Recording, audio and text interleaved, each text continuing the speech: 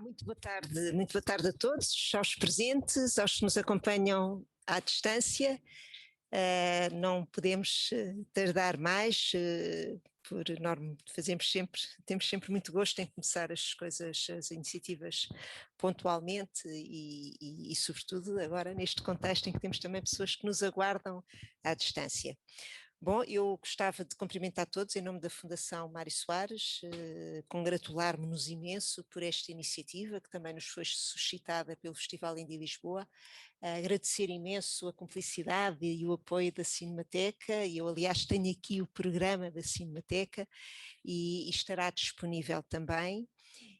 Mas sobretudo, evidentemente, cumprimentar e agradecer muitíssimo sentidamente aos participantes e com uma menção muito especial, como não podia deixar de ser, à Anushka de Andrade. Bom, é conhecido o perfil de Anushka de Andrade, nós temos 3 intervenientes, vamos partilhar as reflexões deles em cerca de um quarto de hora, 20 minutos cada um, e depois, evidentemente, que quer presencialmente, quer à distância, sintam-se absolutamente à vontade para colocar questões, para interpelar, para pedir, enfim, alguns esclarecimentos, o que entenderem. Mas então teremos entre nós, eu sou Fernanda Roso, estou só aqui como administradora da Fundação Mário Soares e como facilitadora. Os nossos 3 intervenientes são então, como sabem, a partir do programa Anushka de Andrade, Bruno Sena Martins e Jorge Vala, que nos acompanhará à distância.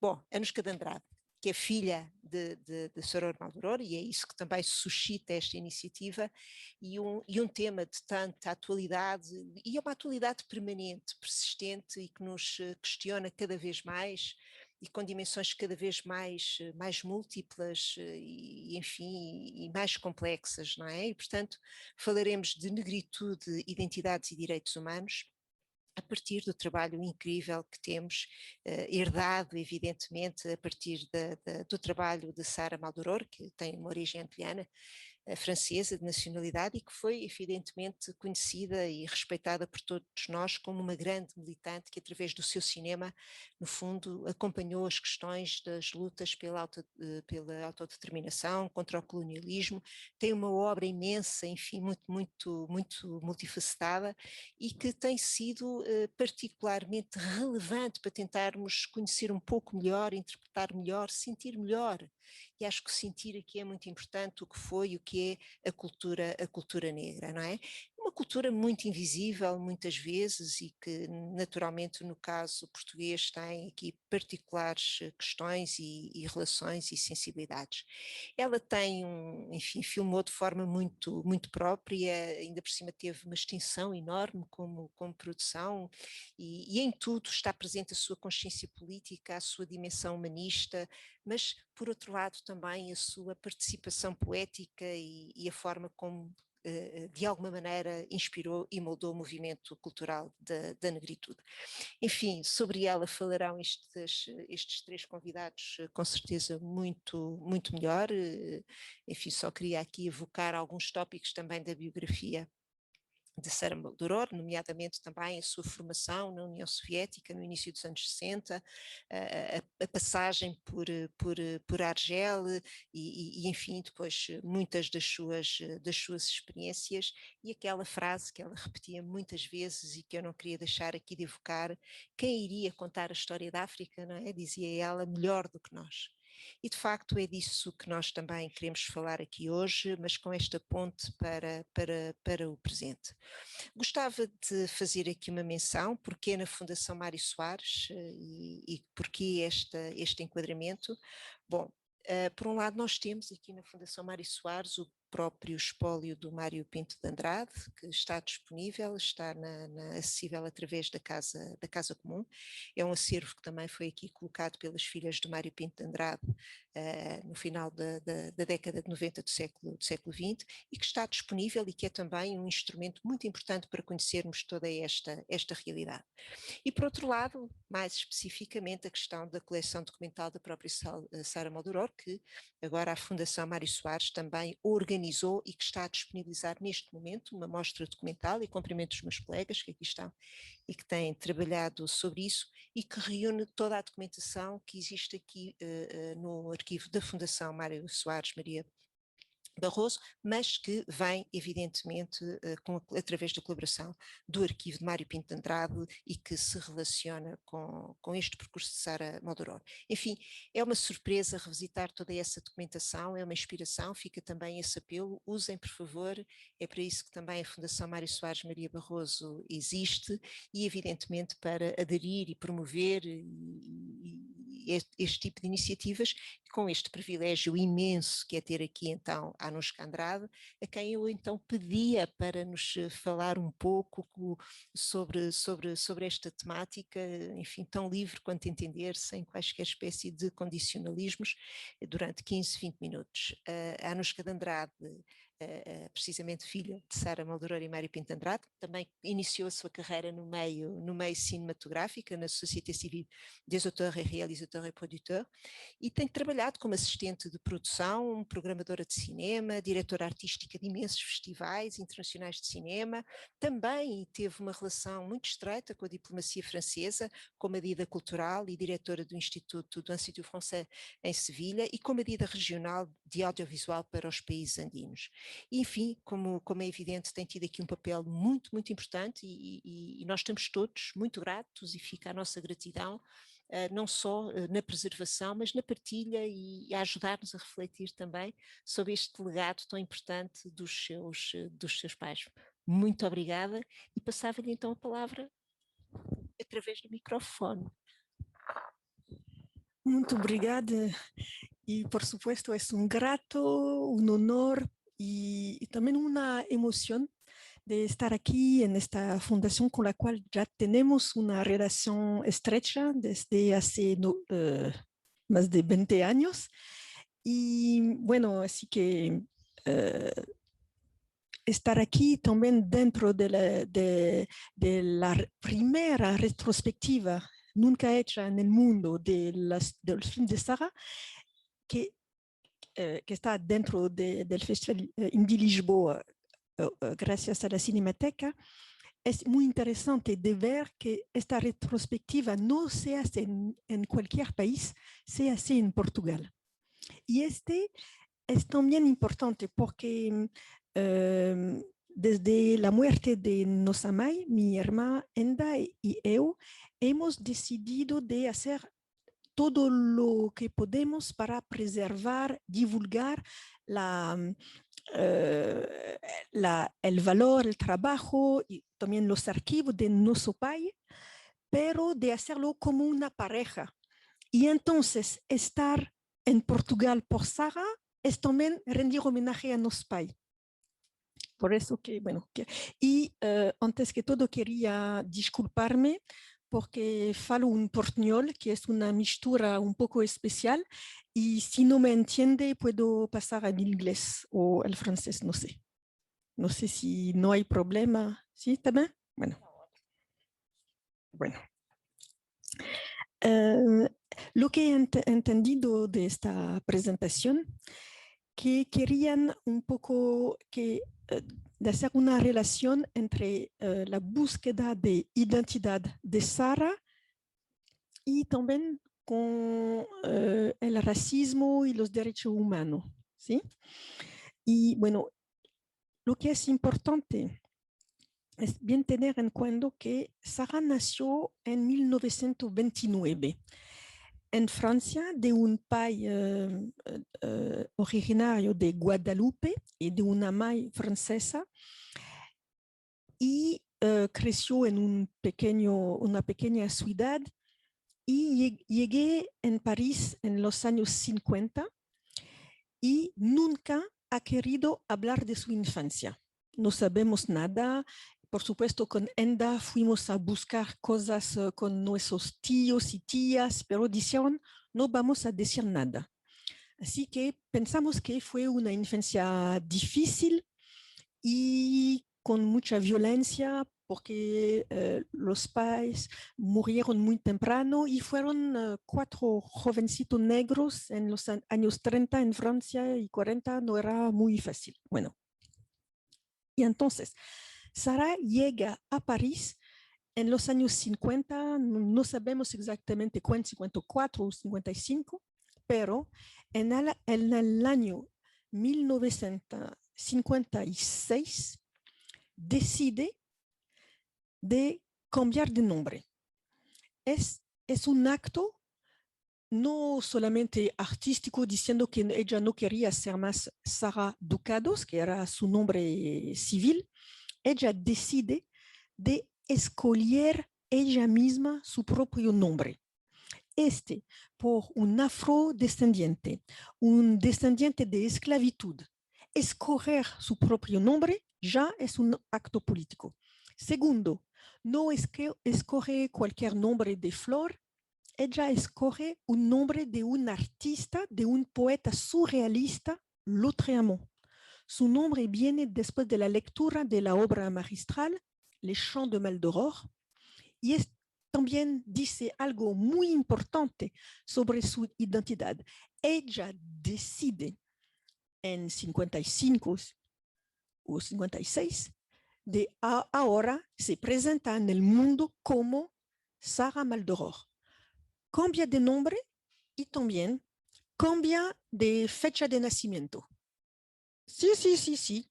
Ha cambiado tengo el pasaporte, tengo la prueba, porque a esta época los pasaportes no eran digital, por supuesto, se podía escribir en era un pasaporte azul, cambió el 2 por un 3. Así que ella dijo, no, yo tengo 20 años y durante años ha tenido 20 años. Esto también es algo muy particular, pero dice que ella va a decidir de todo. Y es primer punto, la identidad, yo la escojo yo. ¿Ok? Y yo no voy a ser víctima de cualquier cosa. Y no importa el precio, tampoco, decide. Y es algo que va a seguir ella toda su vida. Alors, en 56, bueno, ella empieza en crear la primera compañía de teatro con 3 otros miembros negros. Son los primeros, son actores de Guinea y de West Indies, también de Haití. Había Toto Vicente, Samba Babacar, Timothy Bassori, entonces, y Sara Maldoror. Crean la primera compañía que se llamaba Les Griots. También es importante, el griot era el troubadour, la persona que va a contar la historia, la persona que transmite. Es también algo de la oralidad. También. Y también dice algo y del nombre, ¿no? De Les Griots. Entonces, crean esta compañía de teatro para escoger ellos mismos las obras que quieren ver, que quieren también tocar, se dice, ¿sí? Tocar, presentar, y por supuesto escogen obras de Aimé Césaire, obras literarias. La primera obra era Huis clos de Jean-Paul Sartre. Y cuando le preguntaremos a Sara por qué escogiste Huis clos, dijo, bueno, fuimos 4 actores, entonces Huis clos.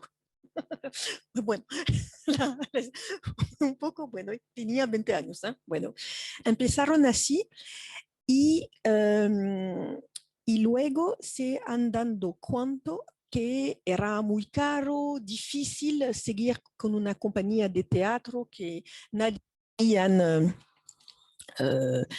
tener una representación con ellos. Y también hay algo importante en el hecho de escoger y de crear esta compañía, era que Sara dijo, bueno, porque fueron todos en el conservatorio y en la escuela de la Rue Blanche para aprender a actuar. Y Sara dijo, bueno, yo tenía hasta ahí de los papeles que me propusieron. Y dijo, yo no estoy aquí para abrir o cerrar las puertas. Yo, si quiero, puedo actuar Antígona. Bueno. Entonces, hicieron esta compañía y después de 2 o 3 años, la compañía seguía sin Sara porque ella se fue a vivir con mi padre en Conakry, en Guinea. Y ahí se dio cuenta que estar en África es importante y es importante compartir con los africanos. Y el teatro era muy difícil de rehacer otra compañía en Guinea y decidió que la mejor manera para divulgar su historia, para contar su propia historia era el cinema. Porque el cinema era algo mucho más fácil en todos los países, es algo universal. El lenguaje de las imágenes es mucho más accesible que un libro o una obra de teatro por la gente que todos no saben leer. Y también es algo más powerful. Y decidió de ir a estudiar cine en Moscú. ¿Por qué en Moscú? Era simplemente porque ella era una admiradora de Eisenstein. Y también había una posibilidad de tener una beca del gobierno guineense. Entonces se fue a Moscú.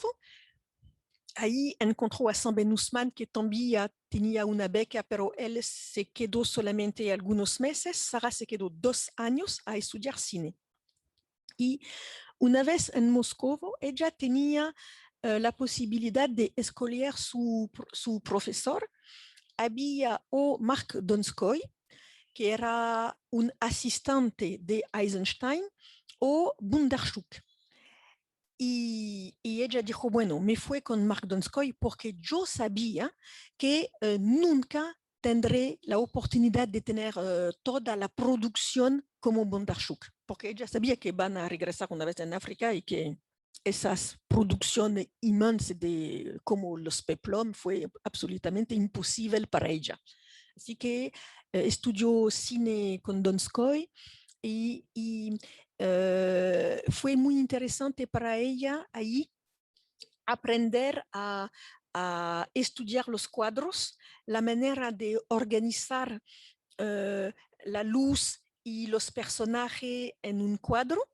Y también fue muy interesante porque ahí fueron cuando estoy mucho en los museos y en las iglesias para ver las pinturas y estudiar.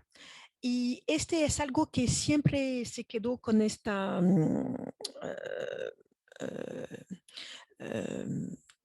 manera de ver las cosas.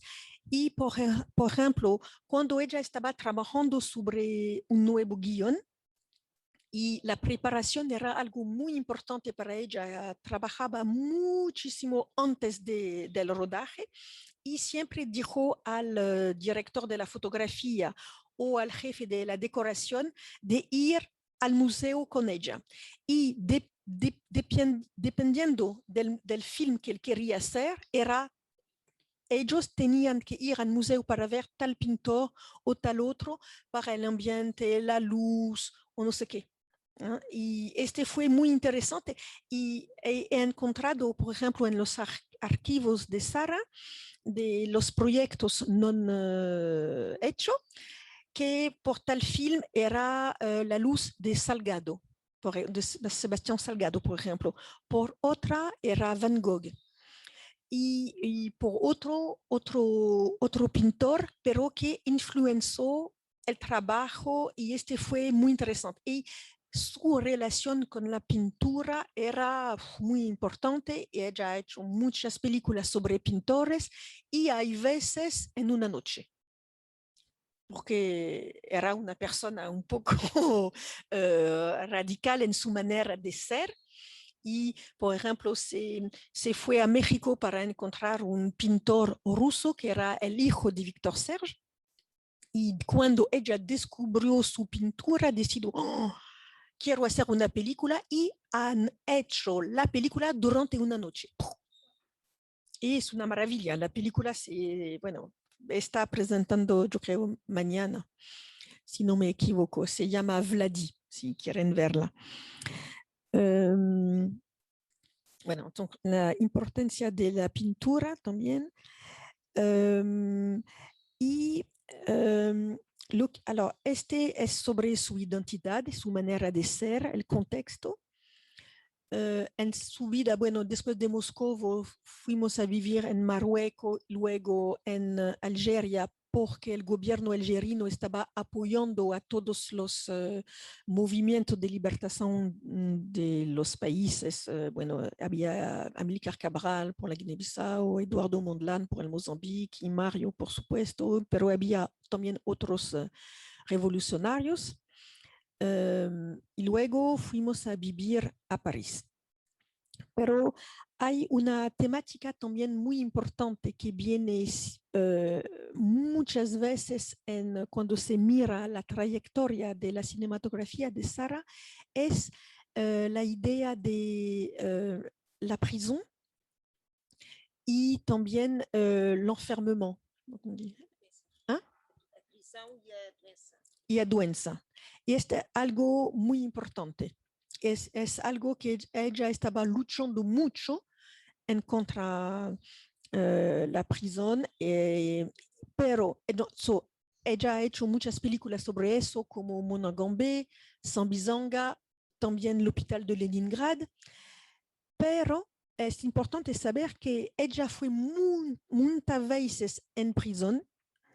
Y cuando ella estaba invitada en un nuevo país o otra ciudad en Francia, siempre estaba buscando o preguntando, ¿hay una prisión, una cárcel en su ciudad? Y dicen que sí o que no. Y sí, había sí. Y dirían, bueno, yo quiero ir a encontrar y hablar con los prisioneros. Y fue muchas veces a presentar sus películas ahí para dar otra oportunidad a los presos que sean políticos o no, pero este fue importante. Y también para decir a qué punto era una temática importante, en los proyectos no producidos de Sara hay un proyecto sobre Frantz Fanon, que era el último proyecto que ella quería hacer. Hay un proyecto sobre Nelson Mandela y cómo la prisión ha construido también el hombre, un proyecto sobre Angela Davis y un sobre Abu Jamal, que es un preso que está todavía en la cárcel en el corredor de la muerte. Y este fue, bueno, importante.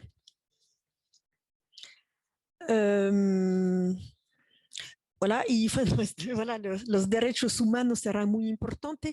Lo que quería añadir es que no era solamente palabra, no era una persona que quería mostrarse o hacer películas solamente para ella, pero hay una coherencia entre su vida, su película y lo que nos ha transmitido a nosotros y también a su alrededor.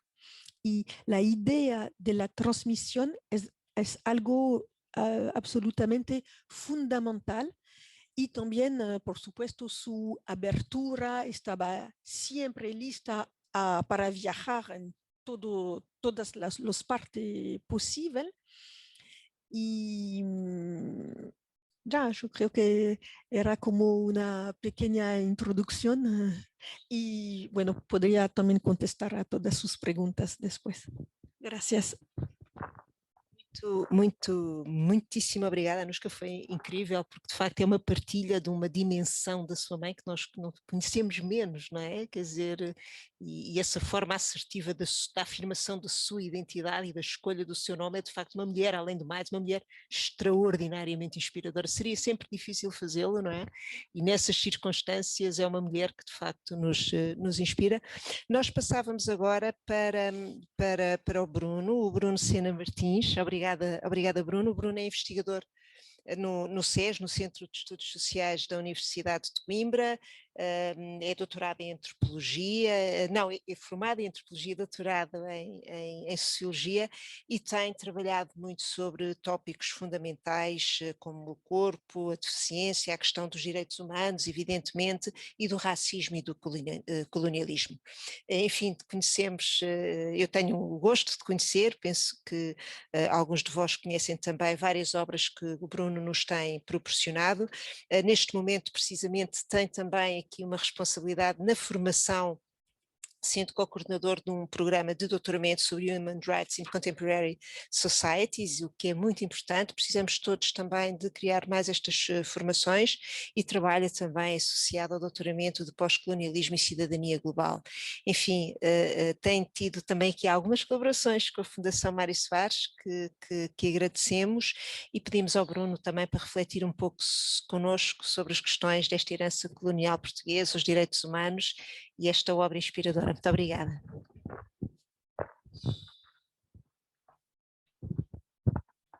Muito boa tarde a todas e a todos. Quero começar por agradecer o gentil convite que me foi feito e dizer que é uma honra estar aqui conosco, estar aqui neste evento. Eu creio, na verdade, que falar de colonialismo, anticolonialismo, panafricanismo e falar do protagonismo das mulheres e das mulheres negras na história é, sem dúvida, um elemento essencial e pertinente em Portugal, no ano 2021, para qualquer noção que tenhamos de justiça histórica e também para um reconhecimento das múltiplas identidades e ancestralidades que hoje compõem a sociedade portuguesa e o modo como todas estas questões que nós aqui falamos de alguma forma reverberam nas lógicas do racismo e da desigualdade racial. Parece-me que faz com que esta iniciativa da Cinemateca, da Fundação Mário Soares, do Indi de Lisboa, seja realmente saudar, e fico muito grato por essa proposta que nos instiga e que nos faz pensar, e eu trago aqui algumas das reflexões que se me oferecem. Eu começaria por citar uma socióloga boliviana, Silvia Regueira Cusicanqui, quando ela citava Otávio Paz para dizer que no mesmo tempo, na mesma época, há sempre várias historicidades que se relacionam, que se ignoram, que se entredevoram e que se sobrepõem. E ela dizia isto para dizer que no tempo presente, no tempo em que vivemos, as feridas coloniais persistem ainda. Elas fazem parte do nosso tempo. Podemos ignorá-las, podemos percebê-las como violência, podemos passar ao lado delas e não as perceber, mas elas existem. E é por isso que me parece realmente que nós temos que confrontar aquilo que um antropólogo chamava de segredo público. O segredo público é aquilo que todos nós sabemos, mas que não conseguimos articular ou que não estamos suficientemente habilitados para partilhar. Eu não tenho dúvida que a violência colonial que constitui as nossas sociedades e que marca e define a sociedade portuguesa foi durante demasiado tempo um segredo público. E esse segredo começa a ser de alguma forma confrontado. Aí muitas formas têm sido feitas historicamente confrontar esse silêncio, esse segredo público. Amílcar Cabral, já aqui citado, dizia que a luta colonial é necessariamente um ato de cultura, e eu acho que o cinema de combate, o conhecimento que nós possamos produzir é de alguma forma a continuação da luta anticolonial, porque ela não se completou na medida em que as estruturas de significado que constituíram um sistema mundo racista, colonial e escravocrata persistem simbolicamente, persistem nas lógicas de desigualdade que atravessam as nossas sociedades. E, portanto, eu diria que nós temos, só não dizia que cada geração tem que descobrir a sua missão e depois decidirá se a quer cumprir, se a quer trair. Eu creio que a nossa missão tem ainda a missão de confrontar os limites colocados por uma memória eurocêntrica. Uma memória que não reconhece outras historicidades, outras lutas, outras violências. E no caso de Portugal, confrontar essa memória eurocêntrica significa confrontar as implicações do modo como a violência colonial constitui a nossa história e a nossa sociedade. E quando falamos de violência colonial, falamos de escravatura, falamos de guerras, pacificação, falamos do trabalho forçado, falamos do estatuto do indígena, falamos, obviamente, da guerra colonial, falamos de massacres, Bate-Pau, Iriamo, Pidjigiti, falamos desses lugares de violência que são parte também da nossa história. Uma história que não me ensinaram. Eu estudei e vivi sempre aqui em Portugal e de nada soube disto quando cursava, quando aprendia sobre a história de Portugal, sobre direitos humanos, pouco disto me foi ensinado. E eu creio que nós temos que reverter realmente os limites desta memória, que eu diria eurocêntrica, e cabe acrescentar que Portugal não vive isolado nesta, chamaria de desmemória aprendida. Portugal partilha com outros impérios coloniais esta omissão da história colonial que constitui de alguma forma o privilégio e a ideia de Europa. Em algum sentido, eu diria que reconhecer a violência colonial enquanto um segredo público que constitui a história das nossas sociedades e o presente das nossas sociedades significa confrontar recusar uma ideia celebratória da Europa que a vê como a sede de uma vocação libertadora e universalista e que consagra uma linhagem de direitos humanos, democracia, o renascimento iluminista e a democracia como se fossem nobres legados enviados ao mundo. Não. Temos que entender que a história da Europa é também uma história de violência. Não só no século XX, as duas guerras mundiais terão morto 80 a 100 milhões de pessoas no solo europeu, como a própria ideia da Europa se constituiu fora dela, através de relações que têm a ver com a escravidão, que têm a ver com a pilhagem, têm a ver com a mestiçagem pela violação, têm a ver com o desenfreado extrativismo de recursos, têm a ver com o genocídio, com o apagamento de culturas e de línguas. Isto é também a história da Europa. E, em certo sentido, esta história está muito ligada àquilo que é o presente do racismo. Fanon dizia que o negro não é um homem. E quando ele diz esta frase, que hoje vemos ainda como um certo sentido patriarcal, no sentido em que homem é usado para dizer humanidade, ele queria dizer que quando nós falamos de direitos humanos, nós estamos ainda a discutir quem é que tem o direito a ser humano. Quem são aqueles cuja dignidade é suficientemente reconhecida enquanto parte dessa humanidade que de tanto celebrar às vezes esquecemos que ela constitui aquilo que Sartre, aqui citado também, dizia, um humanismo racista. Sartre dizia isso no prefácio ao livro do Fanon. Esse humanismo racista é a arrogância de acharmos que podemos constituir as gramáticas de dignidade do outro sem reconhecermos aquilo que são os momentos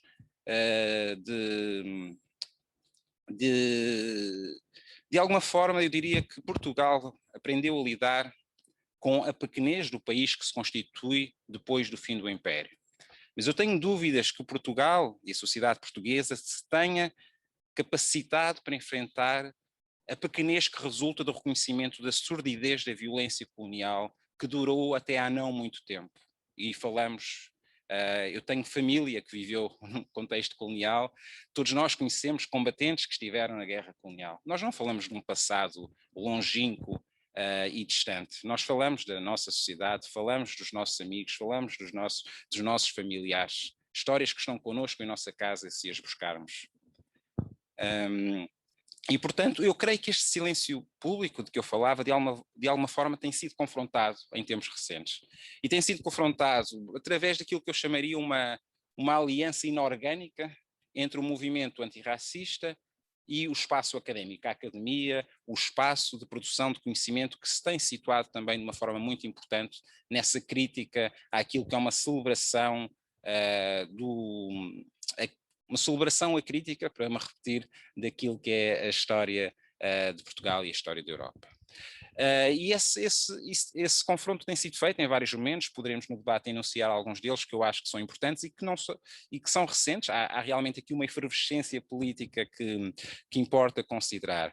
Mas eu diria que é completamente central nós analisarmos o impacto do colonialismo e da violência colonial enquanto racismo também nas nossas sociedades, para percebermos não só as desigualdades sociais que marcam as nossas sociedades, mas também a violência. E quando eu falo da violência, não falo só da brutalidade policial, como o caso Alfragide. Eu falo da violência simbólica, da violência cotidiana, daquilo que Rob Nixon chamava de violência lenta. A violência lenta de uma mãe de um filho negro que em qualquer momento sabe que o filho chegará a chorar a casa porque foi vítima de insultos racistas. Eu já fui esse filho negro a falar com a minha mãe nesses termos. A violência de alguém que procura arrendar uma casa e que sabe pelo olhar do senhorio que não vale a pena sequer ver a casa. A violência simbólica e cotidiana de nós não nos vermos representados nos espaços de poder e de sentirmos que somos sempre os únicos, os excepcionais ou aqueles que de facto não merecem exatamente estar ali. E essas histórias constituem-nos, e eu creio que é importante, enquanto sociedade, e agora falo num sentido mais amplo, Portugal confrontar-se com este passado.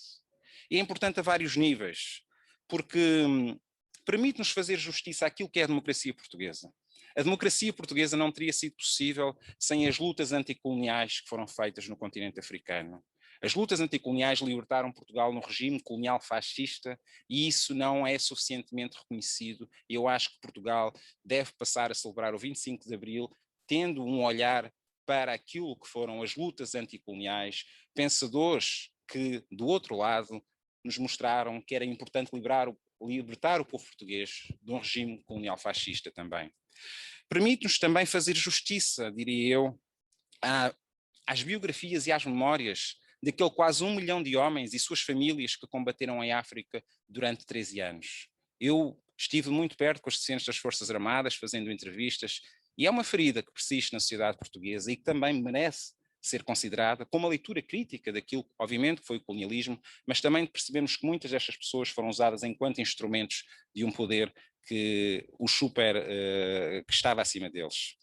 Permite-nos também contemplar as identidades e as ancestralidades daqueles que, sendo portugueses, mas por serem não brancos, pelos seus corpos, pelas suas filiações, se reconhecem enquanto descendentes daquelas populações que foram racializadas e colonizadas.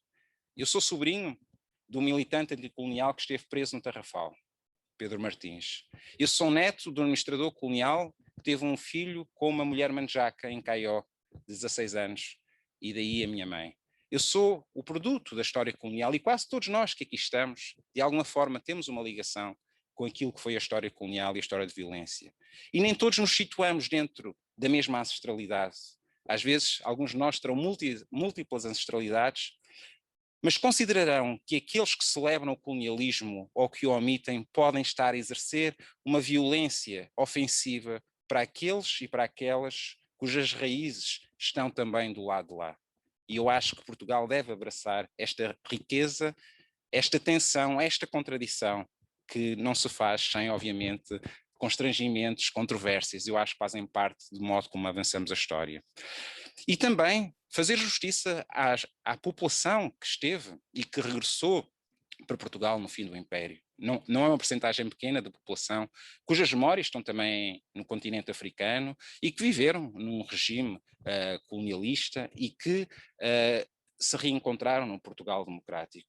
É importante também fazer justiça a essas histórias, de muitas delas marcadas por dor e sofrimento, não o nego, e às ambiguidades que resultam desse passado colonialismo. Hoje em dia talvez não faça sentido fazermos aquela pergunta que fazia Lobo Antunes, quando ele dizia, porque Camandro não se fala nisto, quando ele perguntava, porquê que não se fala da guerra colonial? Porquê que não se fala do colonialismo? Parece que foi uma história inventada. Eu creio que já avançamos, em alguma medida, para pensarmos que já vamos falando disto e isto merece ser falado. Mas eu queria considerar, e com isto termino a minha intervenção, que existem em Portugal alguns elementos que dificultaram e dificultam que este elemento tão óbvio, falava-vos há pouco de 1 milhão de homens que entre 1961 e 1974 esteve no continente africano a lutar. Se imaginarem que este 1 milhão de homens têm famílias, nós podemos perceber que este segredo era insustentável. Era completamente sustentável. E o que eu queria dizer é que existem alguns fatores, ainda aqui em Portugal, dificultam um confronto mais honesto com este passado colonial e com o presente do racismo, porque eles estão vinculados no modo como eu os vejo.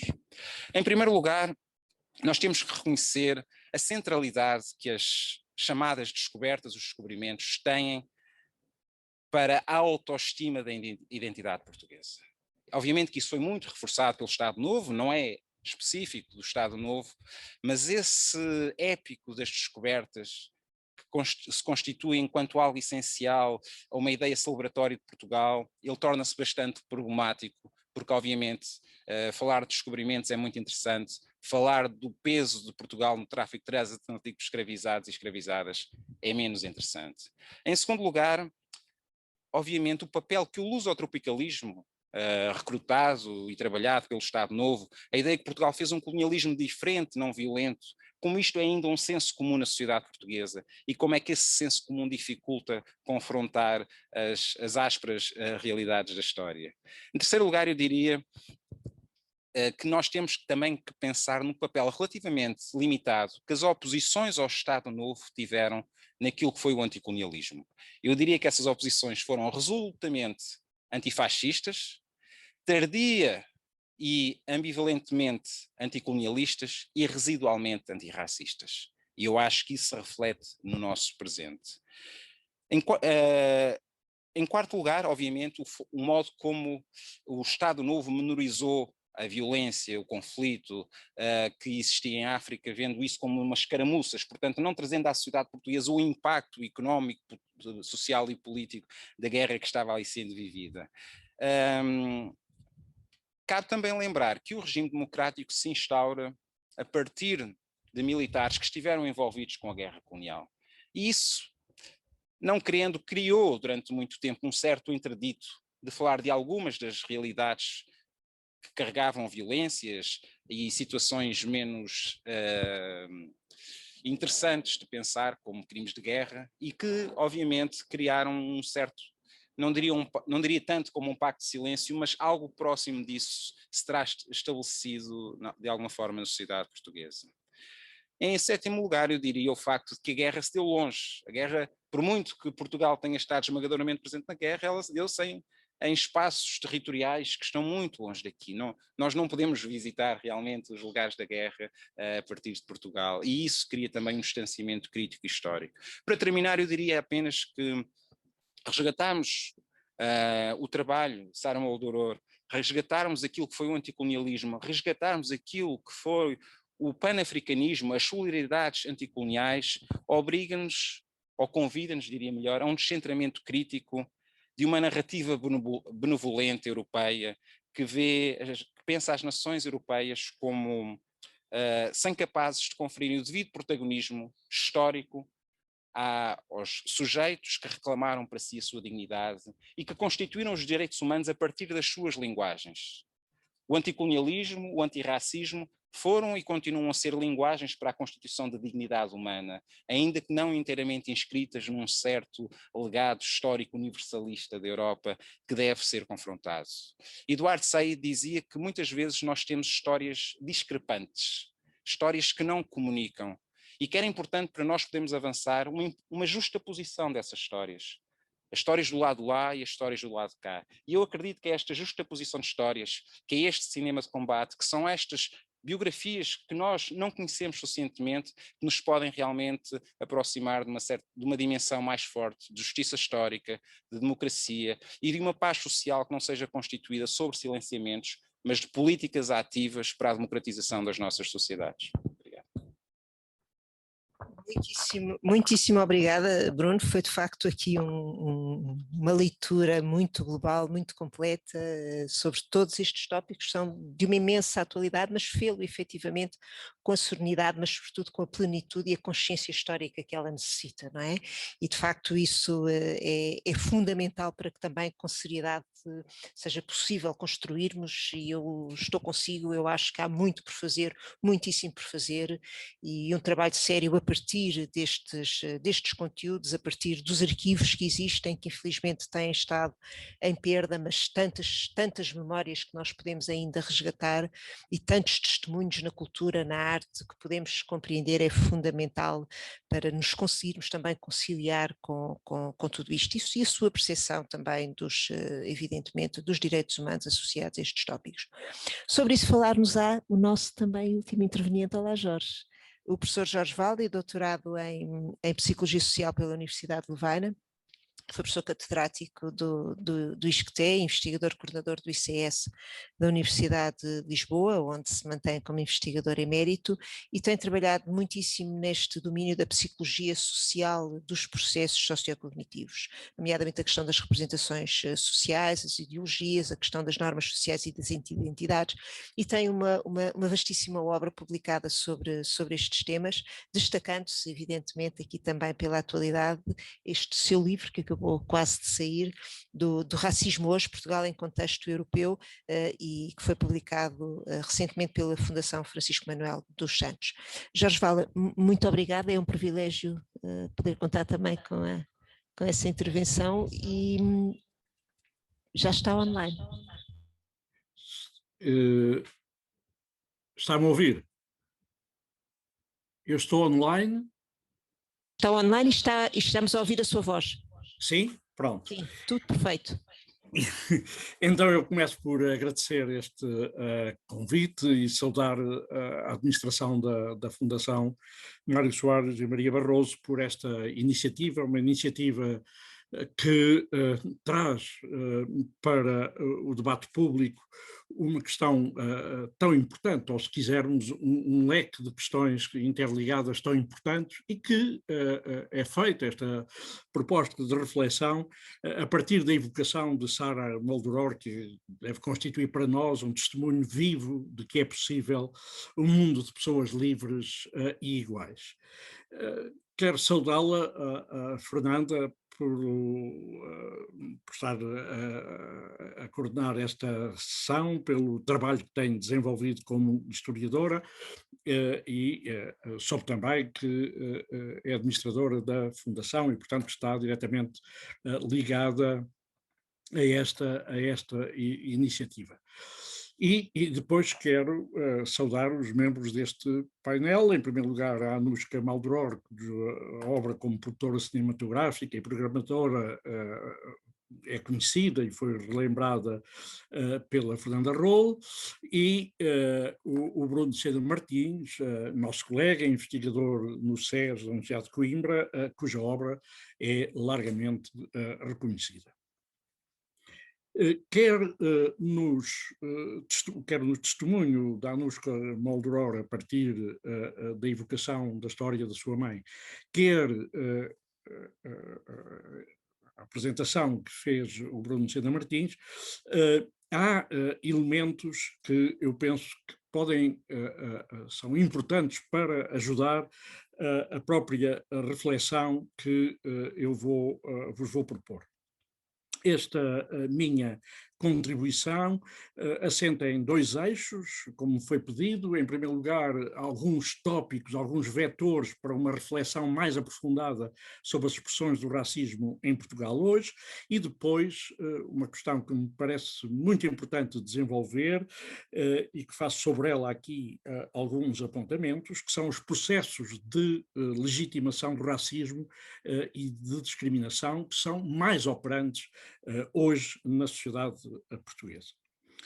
Relativamente à expressão do racismo, nós diríamos que, à vista desarmada, se trata de um fenómeno negado e um tabu que não se afronta. Achei muito interessante a expressão do Nuno quando fala de um segredo público. É isto, de facto, o ponto de partida e o lugar onde, em grande parte, ainda nos encontramos. Mas a investigação diz-nos outra coisa. Diz-nos que as crenças racistas nucleares, aquilo que é o núcleo duro do racismo, se encontra fortemente saliente num grande número de pessoas na sociedade portuguesa. Sabemos que isto se passa quer a um nível claro de expressão de crenças que são abertamente expressas, mas que não são sentidas como crenças racistas, mas também que se passa a um nível do que nós chamamos o preconceito implícito, ou se quisermos automático, não consciente, aquilo a que por vezes se chama também o pensamento mais rápido em oposição a um pensamento mais reflexivo. Também a esse nível mais automático ou mais implícito, nós nos encontramos a nível europeu entre os países onde esse tipo de preconceito é mais expresso.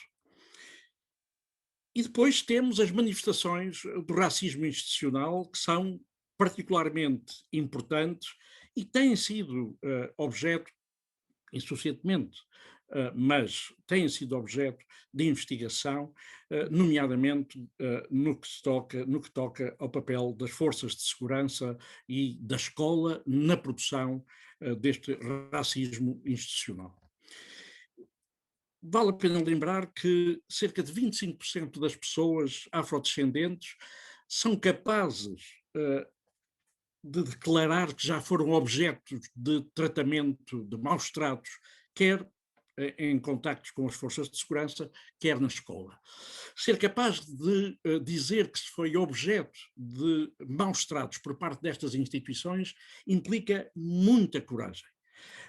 E, portanto, é possível que estes valores estejam, digamos, minimizados, exatamente por essa razão. No que toca especificamente à atuação das forças de segurança, ela tem sido objeto de relatórios internacionais da Comissão Europeia, da ONU, do Conselho da Europa, e todos esses relatórios salientam o facto de, nessas instituições, no caso específico das instituições criminais e também dos tribunais criminais, das instituições de segurança, perdão, e também nos tribunais criminais, se assistir muitas vezes a manifestações que são de discriminação e são de comportamentos violentos, mas que são negadas enquanto tal. Foi isso que aconteceu mais recentemente no caso dos jovens da Cova da Moura. Esse acontecimento deveria constituir para nós todos, para as ciências sociais em geral, um caso de estudo, porque ele tem muitas dimensões, mas eu chamaria a atenção de um aspecto. Há agentes que foram condenados, no entanto não houve repercussões disciplinares por parte do IGAI sobre esses agentes, mas há um aspecto que eu acentuava, de que é a ideia de que os crimes que foram cometidos e que o Tribunal reconheceu em alguns casos não foram por ódio racial, apesar de, simultaneamente, o Tribunal ou ter ficado provado em Tribunal que ocorreram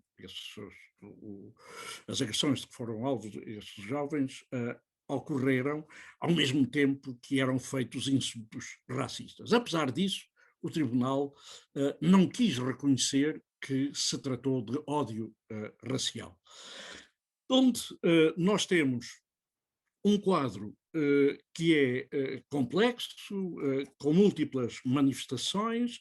Há, por um lado, uma negação por parte das instituições dos comportamentos racistas, há o reconhecimento por parte das vítimas de racismo e de discriminação de maus tratos institucionais, e há, através de estudos feitos nos últimos 20 anos, informação suficiente sobre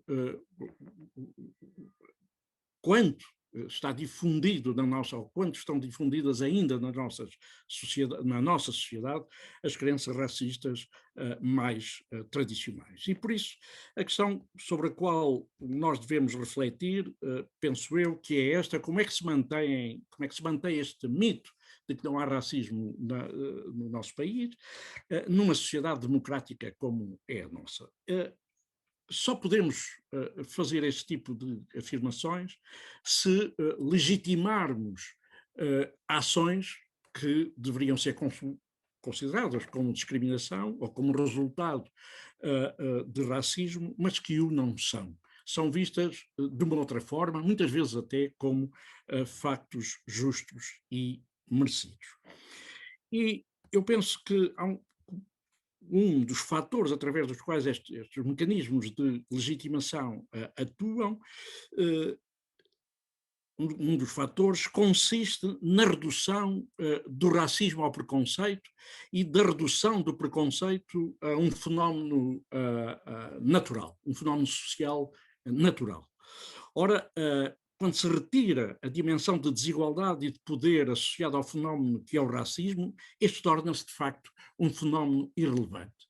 Em muitas reflexões que temos visto publicadas por parte de comentadores, intelectuais portugueses recentemente, esta naturalização do racismo e, sobretudo, esta exclusão da definição do que é o racismo, da dimensão de poder e da desigualdade de poder, é extraordinariamente importante para compreendermos como é que nós legitimamos e negamos o racismo na sociedade portuguesa. E depois, como já foi referido pelo Nuno, o racismo, o lusotropicalismo tem um papel fundamental na legitimação do racismo.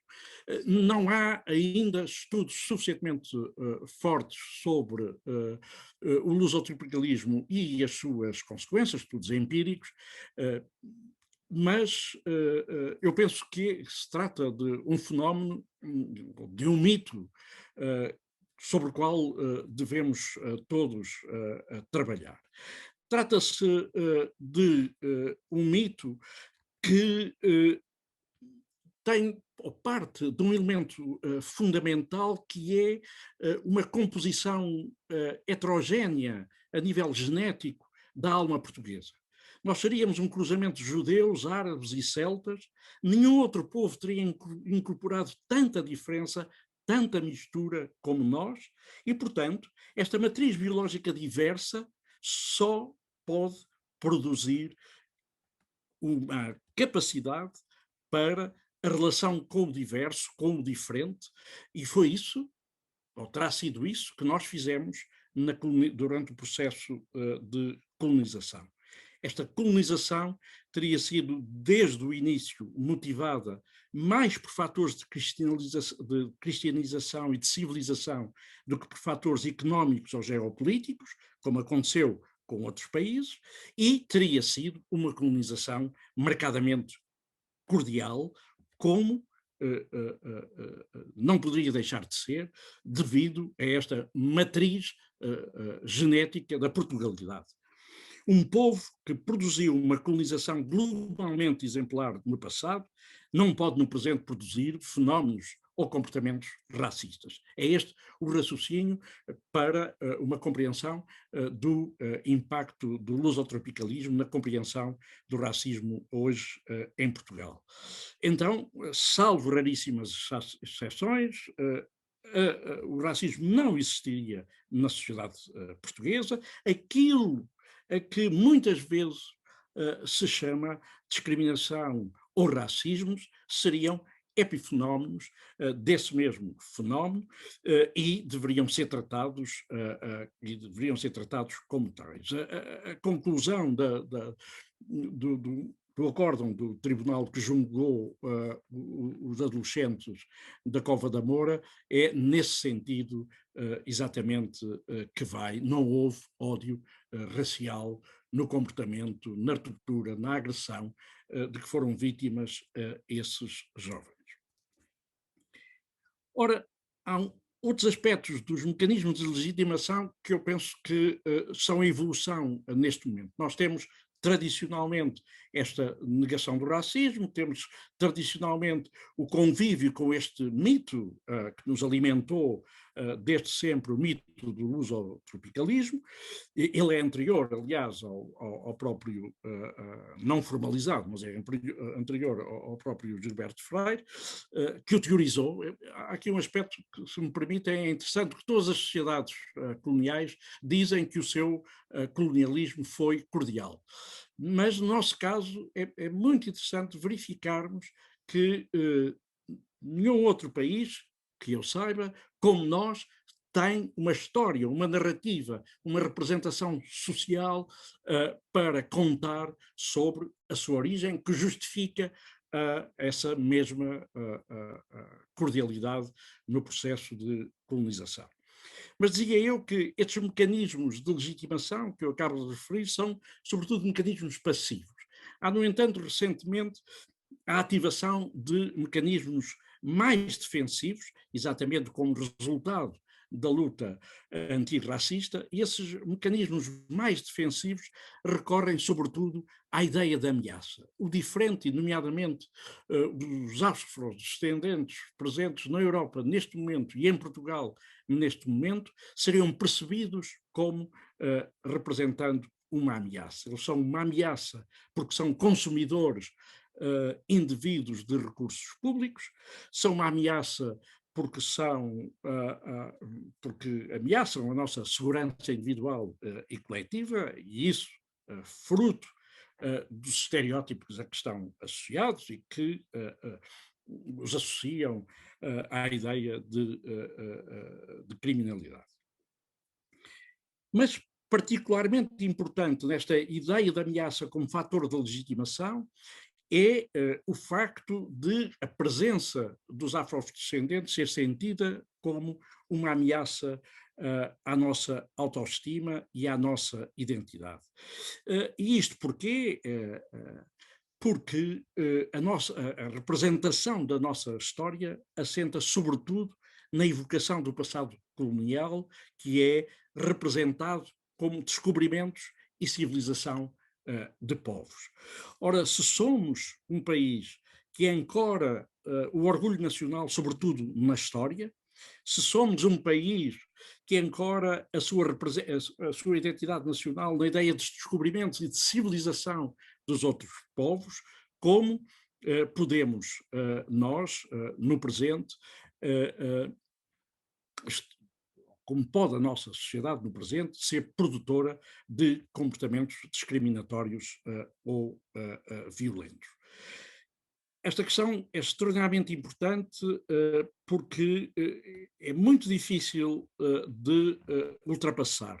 O que sucede, no meu entender, na sociedade portuguesa é um fechamento da ideia da identidade coletiva em torno deste passado colonial, descrito como descobrimentos e civilização de outros povos, de onde trata-se de uma identidade simplificada, não complexa, que dificilmente permite a adaptação a novas realidades e a mudança. Esperemos, no entanto, que seja possível, através de estratégias diferentes, que isso venha a acontecer.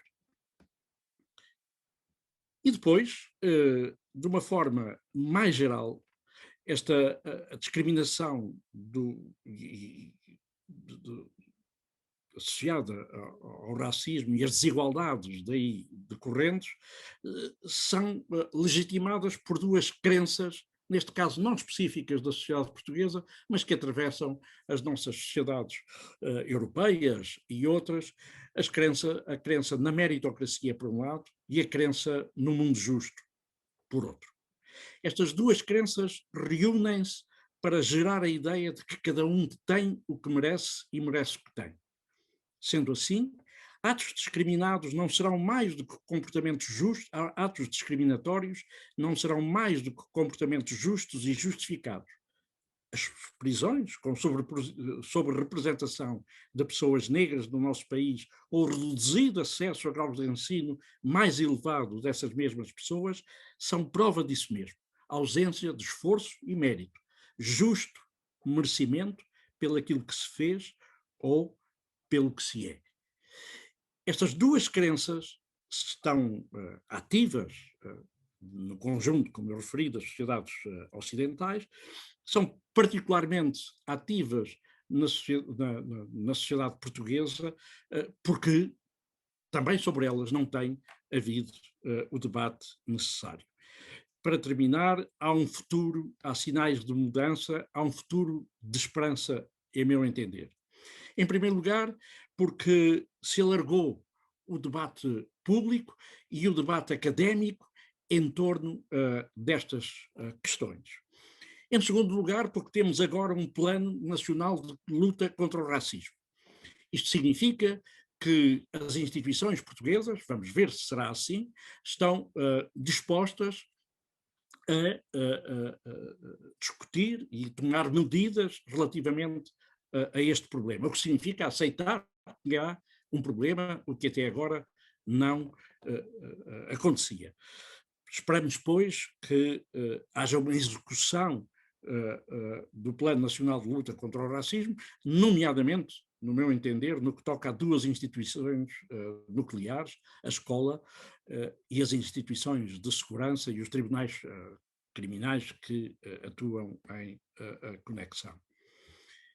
E, finalmente, há sinais de esperança de que a luta antirracista se desenvolve e de que haja cada vez mais uma emergência da associação entre antirracismo, igualdade, direitos humanos e democracia. Esta associação é hoje particularmente imperfeita. Há sinais de que a abertura da sociedade portuguesa ao debate neste domínio possa torná-la menos imperfeita. Muito obrigado. Era esta a minha contribuição para este debate. Foi incrível e, sobretudo, quer dizer, obrigar-nos e proporcionar-nos, não só através desta intervenção contida no tempo, não é? Mas as tantas para que o professor Jorge Vala tem contribuído através da sua literatura. E ficou aqui, quer dizer, ficaram aqui focados alguns tópicos que, enfim, que foram caindo das três intervenções, que seria bom revisitar, enfim, enquanto ficamos disponíveis para quaisquer intervenções dos próprios conferencistas ou do público, seja ele este presente ou que está virtual, mas há sempre, quer dizer, há aqui uma dimensão que fica presente e que o Jorge, em particular, o professor Jorge Vala, se dedicou, que me inquieta sempre muitíssimo, não é? Que é esta capacidade de legitimação que nós temos, e também cruzando um bocadinho com o que o Bruno disse, de compreender o racismo e de uma certa tolerância relativamente ao racismo quando ele não tem uma expressão violenta. Quer dizer, isto eu acho que é uma das maiores perversidades e um dos maiores perigos que nós enfrentamos e que passa muito, não é, pela necessidade que temos destes debates e destas partilhas e do trabalho fantástico que herdamos e que temos o privilégio de conhecer, não só do casal da Sorori e enfim, de Mário Pinto Andrade, mas também da própria Anushka e de tantas intervenções que têm acontecido, que é a necessidade e a convicção de que temos que trabalhar de forma cada vez mais ampla e que a dimensão da literacia sobre tudo isto é fundamental. Eu acho que é um dos aspectos que nos faz falta. Nós temos que também proporcionar às pessoas, à sociedade em geral, ferramentas de interpretação e de compreensão que lhes permitam precisamente não só interpretar e desmistificar uma série de ideias feitas sobre tudo isto, como por outro lado também capacitarem-se para uma luta que tem que ser uma luta solidária e que precisamente consiga explicar às pessoas que o racismo não é só racismo, não é uma coisa contida, é algo que tem a ver com todos nós, com os direitos humanos, com a igualdade e, no fundo, com uma compreensão do mundo que é fundamental. Eu também tenho esperança de que o futuro nos possa trazer algo em Portugal, através do Plano Nacional contra o Racismo, talvez também com algum ceticismo, se olharmos um bocadinho para a nossa formação cultural e a nossa formação social, não é? De facto, e aqui uma vez mais, o que foi dito é muito, muito importante. Os mitos sobre aquilo que tem a ver com a herança ou o legado do Estado Novo ou dos descobrimentos são os tópicos, no fundo, mais efervescentes, mas não se esgotam aí. Eu acho que o conhecimento, a apresentação é fundamental, nomeadamente o Bruno focou aqui dois tópicos, que enfim disse na sua narrativa, mas que são fundamentais e que nós temos que enfrentar de frente, não é? Quer dizer, de facto, a oposição, a luta pela democracia em Portugal só muito tardiamente chegou à luta contra o racismo, não é? Quer dizer, e de que forma também, muitas vezes sabemos, enviesada. É claro que o tópico dos descobrimentos é sempre aqui central, mas todos nós sabemos que a formação anterior aos descobrimentos e posterior aos descobrimentos teve também um papel fundamental. É certo que o Estado Novo exacerba tudo isto, mas atenção, quer dizer, a República antes e muitas dimensões posteriores não fizeram menos. E, portanto, eu acho que antes de mais nós temos que conhecer, temos que aprender, temos que ler e temos que convocar e apelar a dimensões e a leituras e interpretações da realidade que vão para além da literatura académica, que evidentemente, onde eu me situo, que evidentemente tem que acontecer, mas tem que haver aqui um esforço efetivamente mais alargado por parte da sociedade. Claro que as escolas são aqui um elemento fundamental para esta literacia, para esta aprendizagem, mas nós temos muitas feridas abertas, genericamente, na nossa sociedade portuguesa em particular, que têm a ver com este passado recente, não só da guerra colonial, mas de tantas coisas que aconteceram, mas é muito jovem, é muito próximo, está muito presente, como dizia o Bruno, e isso significa que a nossa atuação tem que ir muito para além de uma literacia a um nível de escolas, e portanto aqui uma vez mais a intervenção cívica é muito, muito importante. Enfim, eu acho que temos aqui tantas coisas para pensar, a questão do eurocentrismo, eu penso que é também central, e ela é útil e tem sido, quer dizer, é útil refletirmos sobre a questão do eurocentrismo, mas também tem que ser posicionado não só relativamente às questões do racismo, não é? Quer dizer, esta sobranceria ou soberba da Europa na leitura do mundo é algo que é muito mais amplo do que a questão do racismo, não é?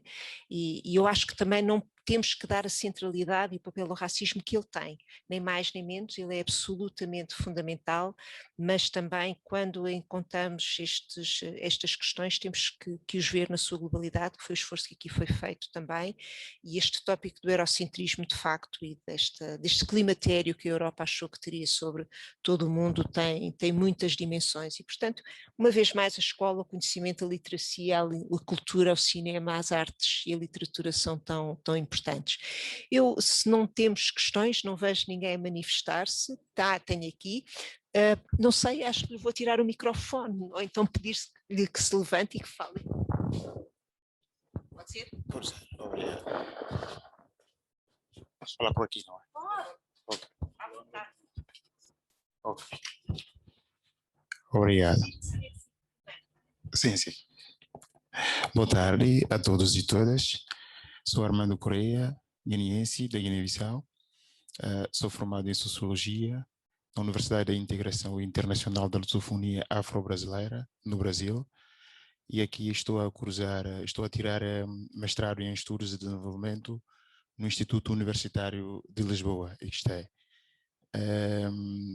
Comoveu-me muito a vossa fala. Em princípio, agradeço também à mesa pela partilha das vossas falas, fiquei muito grato, sobretudo com as citações dos grandes autores, pensadores africanos, no qual também eu me identifico. Minha vivência como estudante internacional, tanto no Brasil como cá, são diferentes. No Brasil tive uma experiência também em diferentes, digamos, caminhos que eu passei, propriamente sobre o racismo, sobre o debate sobre o racismo e negritude, o panafricanismo e tudo mais.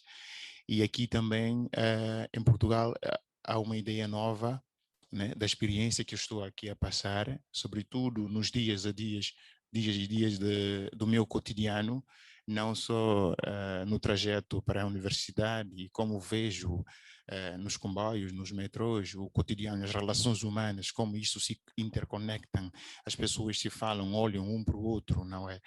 E isso são questões que de vez em quando refletimos juntos.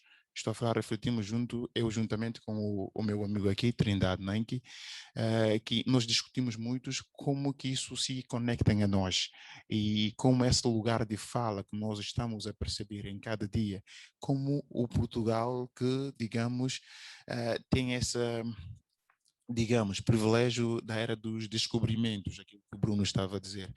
Mas nos últimos tempos, para vocês perceberem, aqui é um comentário, mas também podemos refletir em conjunto, sobretudo com o Bruno e a mesa toda.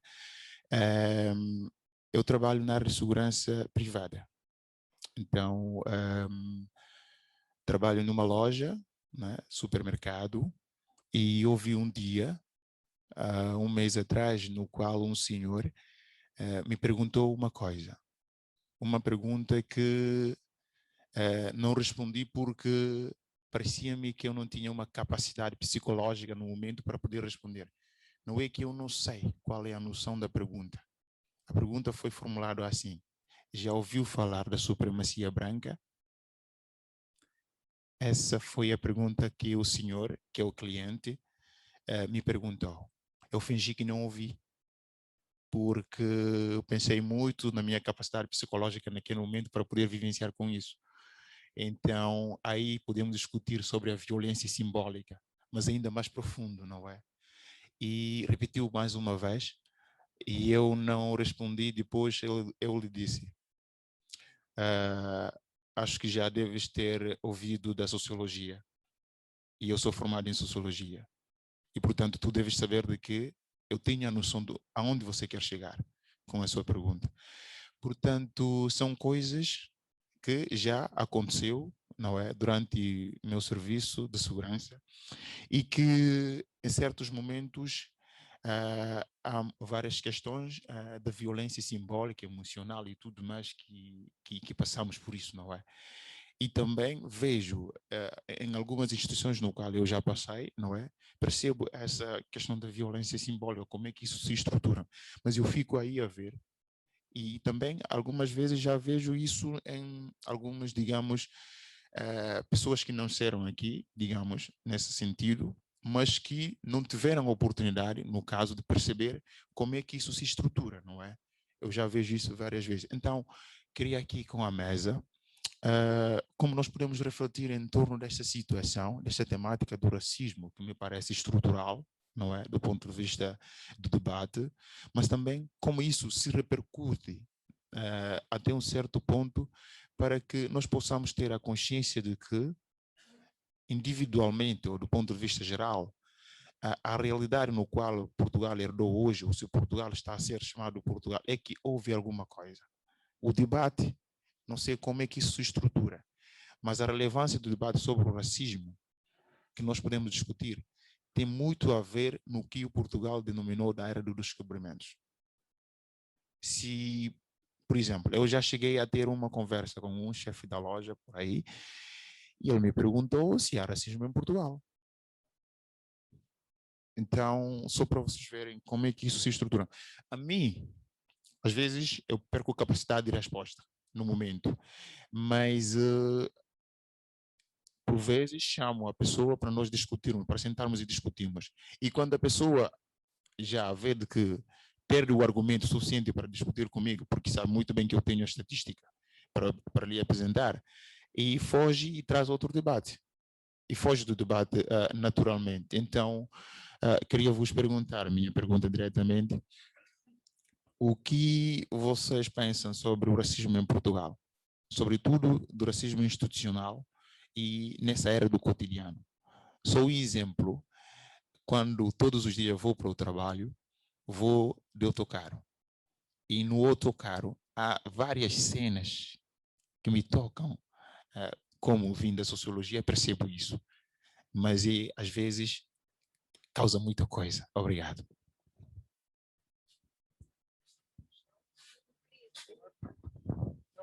Vamos ler? Posso?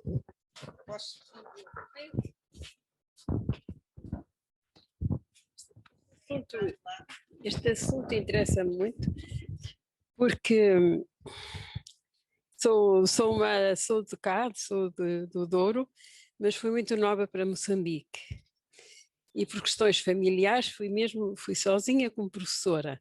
A minha formação primeira é de professora do básico, depois estudei, depois da independência em Moçambique, fiz pedagógicas, que Samora Machel criou um curso para professores e alunos da universidade que pudessem ser professores depois. E depois aqui tirei Sociologia e fiz o mestrado no ISCTE em estudos africanos, ainda era assim. E o que eu acho é que há um tabu em Portugal falar de Salazar. Ele é um santo, ele fez tudo bem, para uma certa faixa da sociedade. E por isso não olham este problema do racismo como devem olhar, não é? Porque o tempo colonial é muito valorizado e não se confrontam com isso. Por outro lado, também não refletem uma coisa que eu considero que é ter aqui uma parede. É que se Portugal tinha províncias ultramarinas, como Salazar tanto gostava, eu sou uma transmontana de uma província, e as províncias em Portugal, porque é que nós não temos aqui uma lei do indigenato, como tinha nas outras províncias? Portanto, isto é tudo um disparate que se fez em África, o racismo que eu vi lá, e até me diziam que se a Frelimo ganhasse, a primeira pessoa a quem cortava o pescoço em Quelimane era a mim ou o meu marido, porque a gente defendia a independência, queria, não é? E o que eu acho é isso, é um tabu Santos Salazar, que para mim é uma figura, é um homem perverso, é como os outros ditadores da Europa, só que este era fingido, vinha com aquela conversa mole. E pensarmos realmente que era aquilo. Porque agora eu nunca tive muito poucos alunos africanos na minha escola, e então como é que são províncias ultramarinas? E se íamos para lá se íamos para lá como era a função de evangelizar, porque é que não éramos todos iguais? Andamos-nos a roubar também a nós, génios que lá estavam, podiam ter descoberto medicamentos para a saúde, grandes cientistas.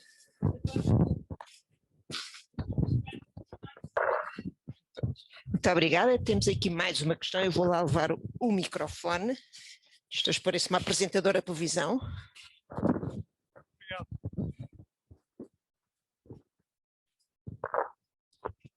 Boa tarde aí a todos. Eu sou funcionário público reformado e tive a ouvir com muita atenção, obviamente, que a conclusão que se tira do que aqui se disse e das experiências pessoais e que, no fundo, confirma o que todos sabemos, é que, sim, há racismo e muito em Portugal. Muito racismo em Portugal. Número 2, todos nós temos um preconceitozinho racista. Temos é que lutar contra ele, mesmo quando dizemos que não somos racistas, que somos muito amigos de todos os outros e coisa. Existe. Temos de ter consciência dele e lutar contra ele permanentemente. Número 3, há uma esperança, uma luz ao fundo do túnel, como também consegui perceber dos vossos e do palestrante na internet, na net. Há uma esperança, há um plano nacional contra o racismo que eu ainda não li em pormenor. Há isto e há aquilo. Ótimo. É preciso é que tu, que está no plano nacional contra o racismo, tenha em conta que tem que ser implementado e tem que ter a opinião pública do lado desse plano. Não há leis nem decretos-leis que sejam execuíveis se as opiniões públicas não tiverem um apoio importante, sólido das opiniões públicas. Ora, isso é um trabalho que tem que se fazer e que ainda está a começar, está ainda muito incipiente. Tem que se fazer muito mais, sobretudo a nível de escola primária ou de pré-primária. Aí tem que logo começar. O Plano Nacional contra o Racismo, obviamente, deve ter lá disposições sobre isso, mas é preciso implementá-lo e é preciso fazer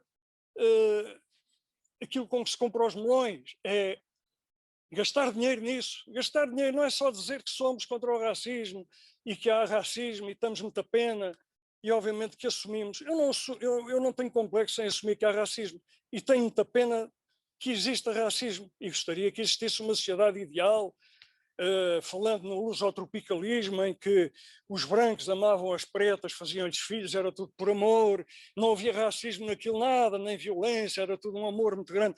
É tudo mentira.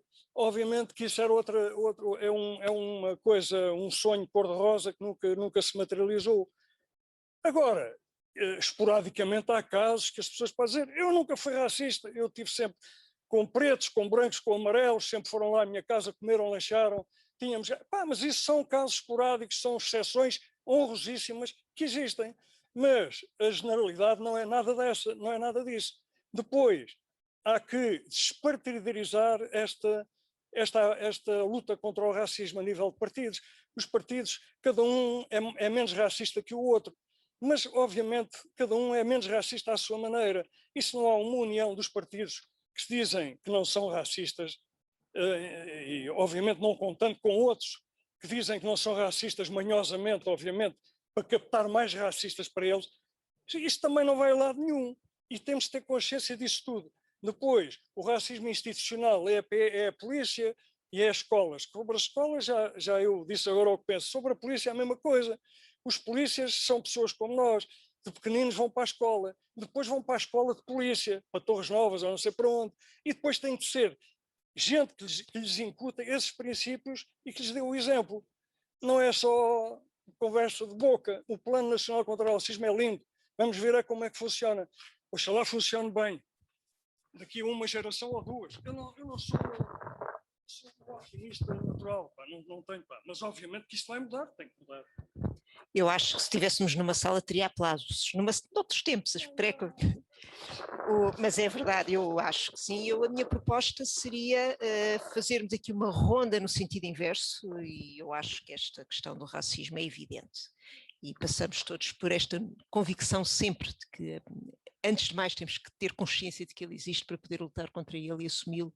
Ele em Portugal existe em todo o lado, é latente, e precisamos também de mecanismos, no fundo, mais óbvios para lhe fazer face.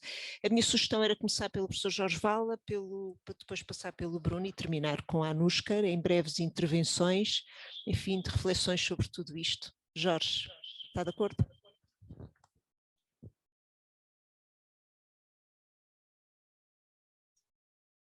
Jorge, não se está a ouvir. Liguei agora o microfone. Está ótimo. Pronto, mas estava a ouvi-la. Obrigado, Fernanda, por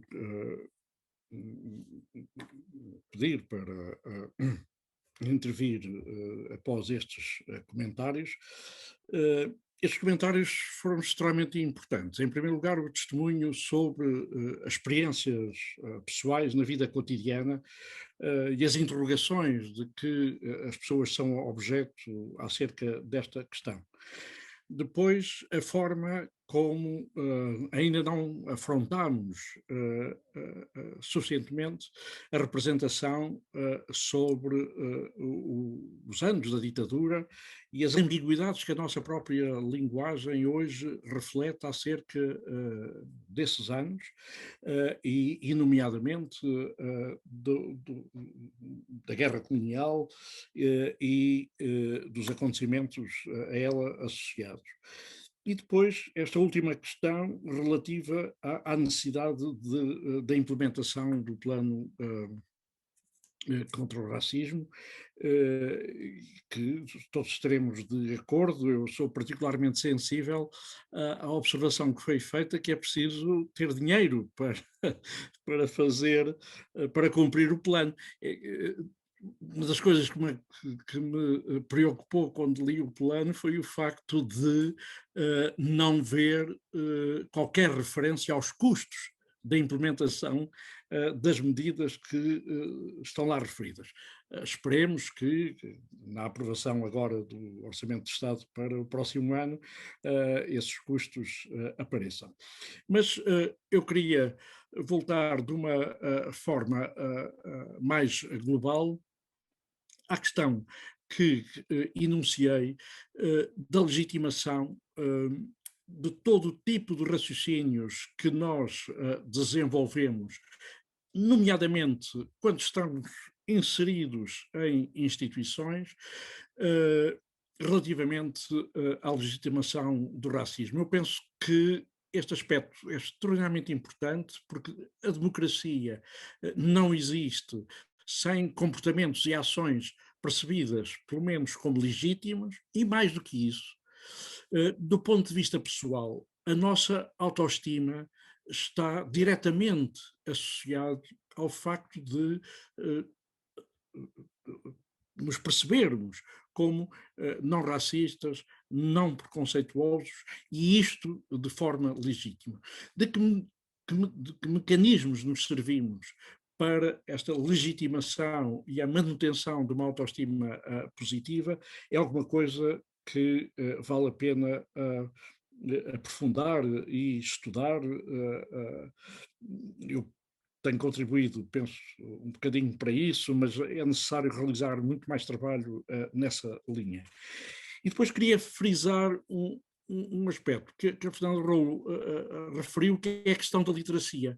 Uma das coisas que no trabalho empírico que tenho feito mais me preocupa é de facto a ausência de conceitos para alimentar este tipo de reflexão. há emoções, há uma linguagem relativamente fácil, mas não há um aparelho conceptual, não está difundida, se quisermos, esta literacia sobre este fenómeno que é o racismo, quer no que toca a conceitos que remetem para o passado, quer a conceitos que remetem para o presente, nomeadamente nesta associação entre direitos humanos, racismo e democracia. E pronto, resta-me mais uma vez agradecer esta iniciativa da Fundação e o convite de que fui objeto. Muito obrigado especificamente agora pelo trabalho que a professora Fernanda Rolo teve neste debate e pelo papel do nosso colega investigador Bruno e pela Anushka e a reflexão que nos trouxe. Muito obrigado a todos. É sempre um privilégio, obrigada. O mérito desta iniciativa não é só da Fundação Mário Soares Maria Barroso e, portanto, a iniciativa do Indi Lisboa e da Cinemateca não queria deixar de partilhar. E, de facto, a Fundação Mário Soares Maria Barroso está aqui procurando também na sua renovação, enfim, de que eu tenho o gosto de fazer parte, retomar aquilo que é também a luta e o combate, quer de Mário Soares, quer de Maria Barroso, pela democracia, pelos direitos humanos e por estes debates e pela salvaguarda deste património inestimável. E por isso ficamos sempre disponíveis para que todas as iniciativas que possam surgir e que possam alimentar também esta intervenção cívica possam acontecer, porque precisamos efetivamente de falar, de denunciar, de contar e de criarmos esta solidariedade. Bruno, eu sei que tem um comboio, mas que não há problema. Muito obrigado. Eu queria já agora cumprimentar o colega Jorge também, dizer que o trabalho dele tem sido muito importante quando às vezes em Portugal se entra num certo negacionismo em relação às estruturas e às lógicas do racismo. O trabalho que o Jorge tem desenvolvido acho que nos dá um recurso muito importante também para podermos expor essa evidência também. É uma evidência que se sente na pele, né? De muitas formas e de muitos momentos. E era exatamente, eu queria aproveitar, agradecer os testemunhos, diferentes lugares, diferentes experiências muito ricos, mas eu aproveito o meu tempo para... Qual é o seu nome? Não retive o seu nome? Armando Correia. Exatamente. Falar um pouco da experiência do Armando, eu acho que ela é interessante, analisar aquele evento de um homem que se aproxima e pergunta se sabe o que é a supremacia branca. Uma das questões que eu achei interessante na fala do Armando é a ideia de que muitas pessoas, às vezes o tom da nossa cor da pele nos expõe mais ou menos ao racismo, a cidade em que vivemos nos expõe mais ou menos ao racismo, mas é interessante nós pensarmos que para muitas pessoas o racismo é uma experiência tão cotidiana e tão presente que é preciso criar estratégias de resistência que muitas vezes não são aquilo que nós pensaríamos que é a resistência. Resistência é também ignorar, às vezes, porque uma coisa que nós aprendemos a lutar é que ninguém define a nossa hora de lutar. Eu luto, eu resisto na minha hora, não quando sou provocado, não quando alguém que me quer oprimir escolhe que é a minha hora de lutar. E, portanto, nós muitas vezes medimos as nossas forças. Eu ouvi uma história lindíssima num concerto de fadoísta, contava sobre uma mulher trans, em que ela dizia que às vezes era difícil apresentar-se como mulher, porque isso implicava expor-se a muita violência cotidiana, e ela dizia que de manhã, quando se olhava ao espelho, pensava na roupa que ia vestir e pensava quanto sofrimento e quanta opressão é que eu estou disposta a aguentar. E quando ela estava disposta, vestia-se de uma forma absolutamente feminina. Quando ela achava que era demais, não. E, portanto, essa ideia de que nós escolhemos o modo como resistimos, há um conceito muito bom do James C. Scott, que é Everyday Resistance, que nós resistimos, às vezes esperando o momento certo para resistir, que nós resistimos, às vezes, de formas silenciosas, olhando para o lado, fingindo que não ouvimos, e que, portanto, o modo como nós lidamos com essa forma, agora só me veio overwhelming, como essa forma que muitas vezes nos avassaladora, exatamente, essa forma avassaladora com que essas formas de violência estão presentes na nossa vida, é realmente esperar a hora de resistir, ou definir o nosso momento de dizer, ou aquilo que dizemos, ou se queremos abrir um confronto, ou se queremos às vezes ser mais diplomáticos, ou às vezes aceitarmos que a nossa dignidade está em causa e temos que confrontar. E uma das questões que o Armando levanta e que me fez pensar muito foi quando eu comecei a entrevistar ou a falar com os nossos pais. A geração que passou aqui, digamos, os anos 60, anos 70 em Portugal. Será que os nossos pais eram antirracistas? É muito curioso. Eu tive essa conversa com a minha mãe. E é muito óbvio que muito do investimento que a minha mãe fazia era de prover uma educação ao seu filho.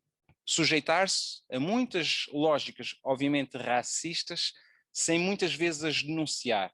Não porque ela não tivesse consciência delas, mas porque ela percebia que a estrutura de desigualdade e de força e o discurso público era tão estreito para essa enunciação que muitas vezes nós não fazemos justiça aos nossos ancestrais, pensando que eles resistiram num outro momento, que hoje nós temos realmente uma comunidade simbólica, educada, muito formada e capaz de vir para as ruas e dizer o antirracismo em termos que são obviamente políticos, mas é importante nós reconhecermos o que era lutar politicamente nessa resistência cotidiana numa geração que não é a nossa.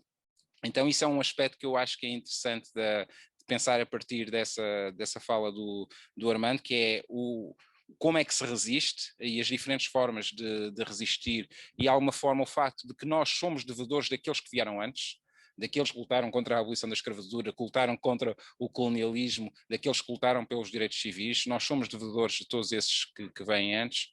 Mas o último elemento que eu queria acabar é a ideia de que é certo que existe, e ele é preponderante, um racismo estrutural, institucional, simbólico, que muitas vezes surge de forma violenta, mas que na maior parte das vezes é insidioso e que aparece nos nossos cotidianos. Mas há uma coisa que nós devemos sempre contar. Quando existe uma resistência que de alguma forma é bem sucedida, esperem uma contravaga. E a contravaga é a ideia de que, quando se dá a abolição da escravidão, vem as leis Jim Crow, ou vem a lei da vadiagem, ou quando o movimento negro começa a articular uma voz, isso realmente, diz aquilo que o Jorge dizia, cria uma ameaça. E como é que essa ameaça tem sido traduzida? Essa ameaça tem sido traduzida num certo recaustar de um discurso da supremacia branca. Portanto, existe aqui um backlash, uma contravaga, em que apela-se a um nacionalismo, a um orgulho nacional, no momento de alguma insegurança social e económica, e nós temos aí as extremas-direitas.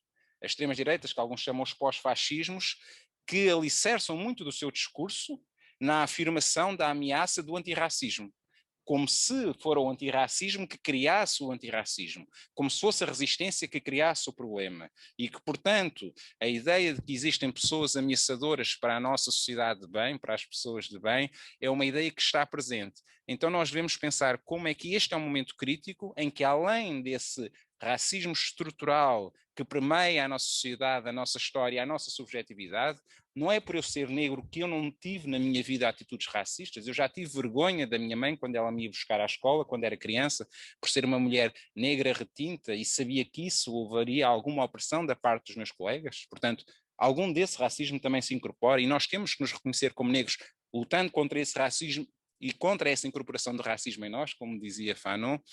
E, portanto, apenas para dizer que, de facto, existe um momento político em que realmente essas contravagas de extrema-direita exploram também a ideia de que o antirracismo inventa o racismo, e é importante estarmos atentos a isso, e a importância da nossa democracia ser suficientemente forte e fortificada para não permitir que o discurso do ódio tenha representação política parlamentar. Muito bem, muito obrigada, Bruno. De facto, o caso do Armando é absolutamente impressionante, sobretudo também se tivermos em conta que ele de certeza que estava fardado como segurança, e, portanto, uma vez mais ali também a responsabilidade e a hierarquia profissional colocam-o num contexto, num espartilho, não é? Que ainda dificulta mais uma reação, e pior do que tudo é de facto este racismo perverso que sabemos que existe e que se manifesta desta forma perversa e que acaba por alimentar isso. e sobretudo a coragem, não é? A coragem da afirmação, a coragem da diferença. Eu acho que este racismo estrutural que nós vivemos em Portugal, não obstante o exacerbamento que os descobrimentos suscitam e o Estado Novo agudiza, é muito mais amplo do que isso. E o caso enfim, da Sara acaba por contar isso também no seu percurso histórico. A questão da inscrição histórica aqui é muito importante, não é? Porque de facto há tempos, e há tempos onde essas afirmações, eu fiquei impressionadíssima com o conto da sua mãe, do nome e da data de nascimento, porque é essa coragem, e sobretudo uma mulher negra, e sobretudo nesse ano, que são, e serão para todos nós sempre muito inspiradores. Obrigada. E fica, por favor, a Anushka a fechar esta sessão e nisso transporte também o nosso agradecimento, o nosso reconhecimento por parte deste combate. Obrigada. Obrigada a você y por supuesto estoy de acuerdo por todo lo que han dicho y creo que el cinema de Sara Maldoror es una propuesta concreta, creativa, poética a todo lo que estamos viviendo, cada uno en su piel en varios momentos, porque hay la violencia social también, y son temáticas muy importantes. Y bueno, es una respuesta que ella hizo, que era luchar sin parar, porque hizo 42 películas y escribió 46 proyectos, que espero que un día, no sé cómo, con un libro, no sé, u otros filmes podríamos producir algunos al mínimo. Y creo que su respuesta creativa es la más fuerte y la mejor respuesta, al mínimo una respuesta a todas esas preguntas tan importantes. Y yo creo que lo único que puede hacer como a conclusión es invitarles a venir a participar en Lisboa, a descubrir, a ver sus películas, porque hay algunas que hemos descubriendo hace solamente 2 meses. Estoy pensando en la última película que descubrimos sobre el pintor cubano Wilfredo Lam, por ejemplo, y es muy importante de ver y después compartir esas obras y quizás esperar que un día esas películas podrían mostrarse en la televisión portuguesa. La puerta está abierta. Muchísimas gracias. Bom, e despedimos-nos. Muito obrigada a todos. Encontrarão sempre a Fundação Mário Soares Maria Barroso como um espaço onde esta luta pelos direitos humanos e contra o racismo tem que acontecer, e uma casa aberta precisamente para que todos estes estudos e estas iniciativas possam acontecer. É um enorme gosto termos aqui o arquivo do seu pai e com certeza que encontrará sempre também aqui a Anushka um espaço com um enorme carinho para acolher todas estas iniciativas e, quem sabe, associar-se a essa dinâmica de revelação da obra da sua mãe, que ainda está muita coisa por descobrir. Muito obrigada por tudo.